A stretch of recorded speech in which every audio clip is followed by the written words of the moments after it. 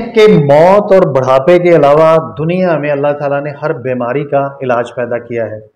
लेकिन कुछ बीमारियां ऐसी हैं कि जिनका नाम सुनते ही मरीज डिमोरलाइज हो जाते हैं। उनमें से एक बीमारी है कैंसर। और आज हमारी खुशकिस्मती है कि हमारे साथ मौजूद हैं director Rubina memorial cancer care centre doctor Tahir Bajwa साहब। इनसे कैंसर के मुतल्लिक जितने भी सवालात आपके जहन में गर्दिश करते हैं कोशिश करेंगे कि वो इनसे किए जाएं और एक मुफीद किस्म के मशवरे और मुफीद किस्म के जवाबात आपके गोशगुजार किए जाएं, जिनके ऊपर अमल करके, जिनके ऊपर ध्यान करके आप अपनी ज़िंदगी को बेहतर बना सकें और इस बीमारी से बच सकें। सर बहुत शुक्रिया टाइम देने का। Thanks a lot for coming and being part of campaign against cancer. बहुत शुक्रिया सर। सर जो पहला सवाल है, कैंसर की आम अल्फाज में डेफिनेशन या तारीफ आम शख्स के समझने के लिए क्या है कि कैंसर एक्चुअली है क्या? ओके, कैंसर जो है इसकी सिंपलेक्स अगर हम डेफिनेशन की बात करें तो it's simply uncontrolled growth and proliferation of cells. इसको हम आम अल्फाज में इस तरह समझा सकते हैं कि एक इंसानी जिस्म जो है वो ट्रिलियंस ऑफ सेल्स पर मुश्तमिल होता है जी। जैसे मकान बनता है उसकी इकाई ईंट होती है, ऐसे ही इंसानी जिस्म जो है उसकी जो इकाई है, बुनियादी यूनिट है, वो सेल है। तो सेल जो होते हैं वो कंट्रोल्ड एनवायरनमेंट में ग्रो होते हैं और प्रोलिफरेट होते हैं। अच्छा। लेकिन जितना बॉडी को नीडेड होते हैं उतने सेल्स ग्रो होते हैं, उसके बाद ब्रेक लग जाती है। लेकिन कैंसर में क्या होता है कि ये जो सेल्स की प्रोलिफरेशन हो रही होती है ये अनकंट्रोल्ड हो जाती है। अच्छा। कि बॉडी को इतने सेल्स की ज़रूरत नहीं होती जितनी वो प्रोलिफरेशन हो रही होती है। नॉर्मल पैटर्न जो होता है कि जो सेल डैमेज होता है उसकी डेथ हो जाती है और उसकी जगह नया सेल बन जाता है। लेकिन कैंसर में क्या होता है कि जो डैमेज सेल होता है उसकी अनकंट्रोल्ड प्रोलिफरेशन स्टार्ट हो जाती है। जब वो अनकंट्रोल्ड प्रोलिफरेशन स्टार्ट हो जाती है तो उससे सेल मैस बनना शुरू हो जाते हैं, जिसकी वजह से जगह जगह लंप्स अपीयर होना शुरू हो जाते हैं, जिनको हम गिल्टियाँ कहते हैं। और वो फिर मुख्तलिफ बॉडी आर्गन्स जो हैं उनको इनफिल्ट्रेट कर जाते हैं। जी, इनफिल्ट्रेट से मुराद कि वो मुख्तलिफ जो आर्गन्स हैं उनके अंदर जो सेल्स हैं वो वहाँ पे अकामुलेट होते हैं और वहाँ पे अगेन लंप्स बना देते हैं। इस वक्त तो दुनिया में सबसे ज़्यादा जो कैंसर की किस्म लाहक है इंसानों को, औरतों को कौन सी है, मर्दों को कौन सी है, और इसमें ख़ास तौर पर पाकिस्तान में क्या सूरत हाल है? ओके, अगर हम कैंसर की बात करें तो कैंसर इस वक्त जो है पूरी दुनिया में second leading cause of death है। सो पहली कौन सी है? पहले जो है वो road traffic accident. Road traffic accident, और उसके बाद दूसरी बड़ी कॉज कैंसर है। कैंसर सेकंड लीडिंग काज। जी। और जो सबसे ज़्यादा प्रेवलेंट कैंसर है पूरी दुनिया में वो पहले नंबर पे ब्रेस्ट है और दूसरे नंबर पे लंग कैंसर है, फेफड़ों का कैंसर। और पाकिस्तान में भी यही मिलती जुलती सूरत हाल है कि पहले नंबर पे पाकिस्तान में भी सबसे जो प्रेवलेंट कैंसर है वो ब्रेस्ट कैंसर है और दूसरे नंबर पे लंग कैंसर यानी फेफड़ों का कैंसर है। अब अगर आप सिर्फ औरतों की बात करें तो डेफिनेटली औरतों में तो सबसे कॉमन जो है वो ब्रेस्ट कैंसर ही है पहले नंबर पे।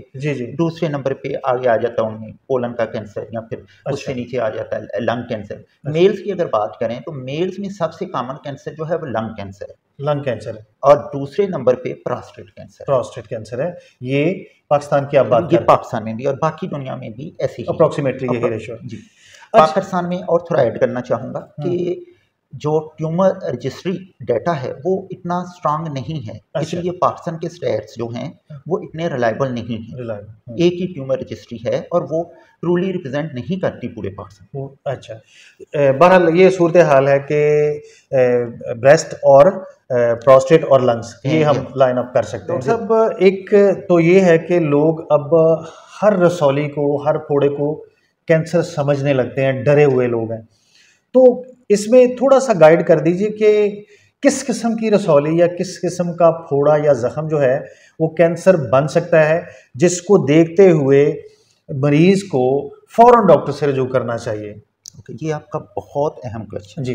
एक्चुअली जिस्म के ऊपर कोई भी अगर अनयूजुअल स्वेलिंग जिसको गिल्टी कहते हैं या फिर अल्सर जिसको कोरा कहते हैं वो अपीयर होता है तो इट डज नॉट मीन कि वो कैंसर है।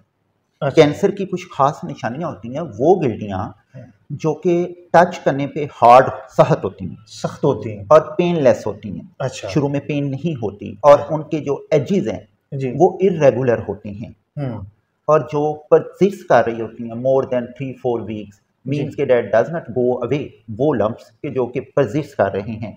और वो अल्सर्स जो कि हील नहीं हो रहे, वो फोड़े जो कि हील नहीं हो रहे, वो यूजुअली कैंसर होते हैं। लेकिन वो गिल्टियाँ जो कि टच करने पे नरम महसूस होती हैं, हाथ लगाने पे मोबाइल होती हैं जिल्द के ऊपर, और जिल्द के सुपरफिशियल जो फैटी लेयर होती है उसके ऊपर लोकेटेड होती हैं और पेनफुल होती हैं इनिशियली, वो यूजुअली कैंसर नहीं होती, वो कैंसर नहीं होती।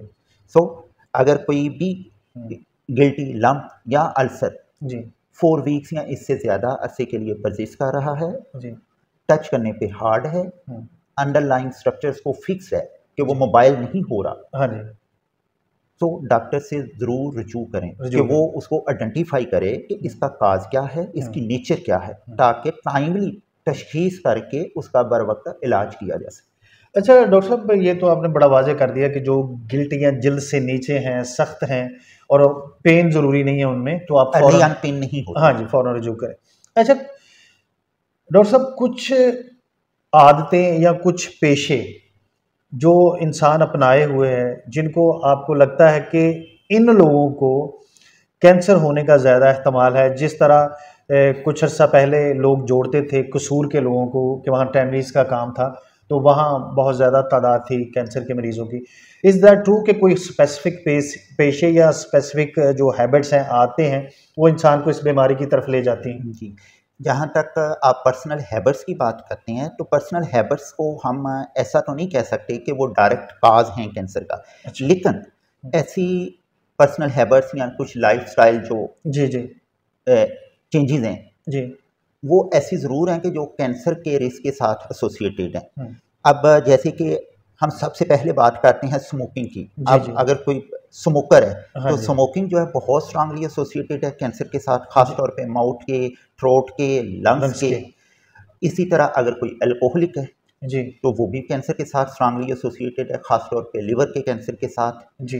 फिर इसी तरह कुछ लाइफस्टाइल्स हैं जी, जिनको हम कहते हैं सेडेंटरी लाइफस्टाइल्स। अब जो लोग इनएक्टिव रहते हैं, सेडेंटरी लाइफस्टाइल गुजारते हैं, सादा लफ्जों में ये है कि सुस्त लाइफ है, उनकी लाइफ एक्टिव नहीं है, तो उन लोगों की ओवरऑल हेल्थ जो होती है वो भी बेहतर नहीं होती और उनमें कैंसर का रिस्क भी इंक्रीज होता है।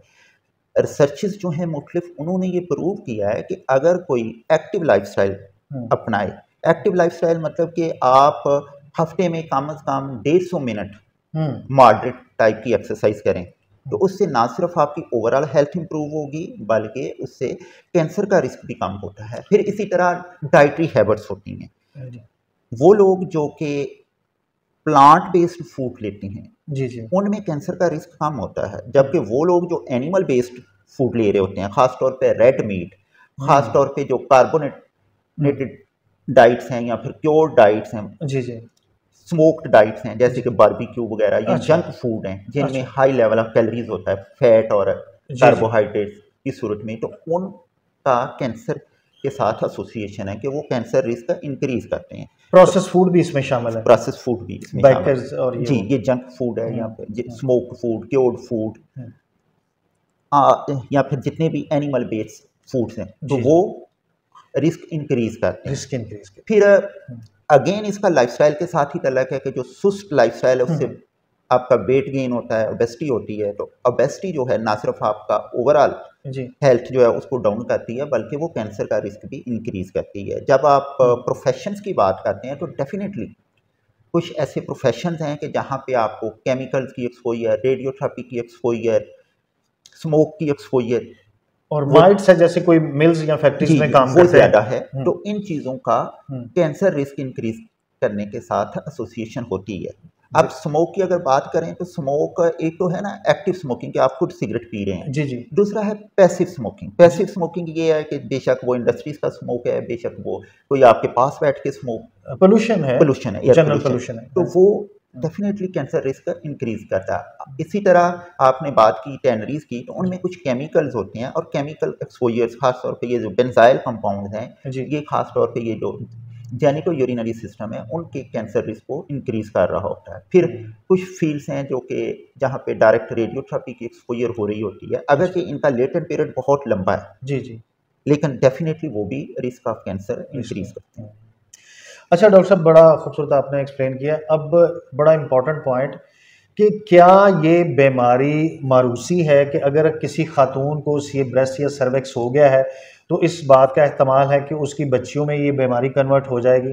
और दूसरा ये कि चूँकि हमारी सोसाइटी में एक सुपरस्टिशियस लोगों की तादाद बहुत ज़्यादा है, तो क्या ये साथ बैठने, उठने, लेटने, खाने पीने से बीमारी भी कन्वर्ट हो जाती है? ओके, बहुत इंपॉर्टेंट क्वेश्चन आपने पूछा है। जहाँ तक मरूसी की बात है, तो हर कैंसर जो है वो मरूसी नहीं होता। अगर हम ओवरऑल कैंसर्स की बात करें तो उनमें रफली 5 to 10% जो कैंसर होते हैं वो हेरिडिटरी होते हैं। हेरिडिटरी मीन मरूसी जो आपने वर्ड यूज किया कि एक जनरेशन एक नस्ल से दूसरी नस्ल में जा रहे होते हैं, लेकिन वो सिर्फ 5 to 10% होते हैं। बाकी जो रफली 85-90% कैंसर होते हैं वो अक्वायर्ड होते हैं। सो डेफिनेटली कैंसर हेरिडिटरी हो सकते हैं, लेकिन तमाम कैंसर नहीं। जो अगला सवाल है आपका कि क्या ये कंटेजियस है कि एक बंदे से दूसरे बंदे को लगता है, तो ये आपने बिल्कुल सही कहा कि हमारे पेशेंट्स में और उनकी फैमिलीज में ये मिथ है कि पता नहीं कि हमारे एक फैमिली मेंबर को कैंसर है तो उससे हमें भी लग जाएगा, तो ऐसा बिल्कुल नहीं है। इसको बहुत ज़्यादा एजुकेट करने की और एड्रेस करने की ज़रूरत है कि कैंसर जो है